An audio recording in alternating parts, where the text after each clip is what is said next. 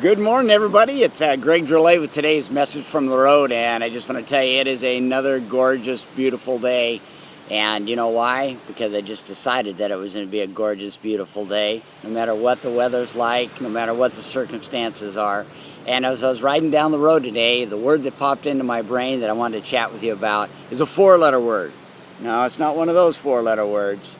You know, one of those four-letter words that we hear on a regular basis, ones that are somewhat derogatory or vulgar, and yet why is it that they've become so readily acceptable in our society, and particularly acceptable in the workplace? And my concern is also with the younger generation. But where did the younger generation learn it from? They learned it from us, didn't they? They learned it from television, they learned it from the internet. But no, the word that I want to spend some time talking with you about today is another four-letter word. Four-letter word that has tremendous meaning in all of our lives, and ones that I'm going to challenge you to start using more regularly, daily in fact, and that's the word love. Love, love, love, that is what this world is all about, isn't it?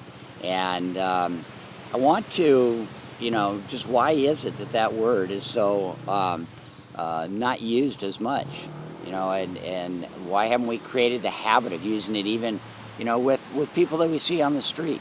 I saw an interesting little blurb on one of the TV stations. I was flicking to Netflix this morning to look at a documentary that I was finishing up, and it was about a guy by the name of Joe the Barber. And Joe the Barber sets up a chair, he takes a battery, and he takes a set of hair clippers in a park in Hartford, Connecticut.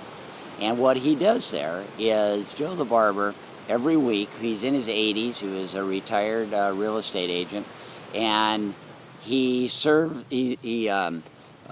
the hair of the homeless people.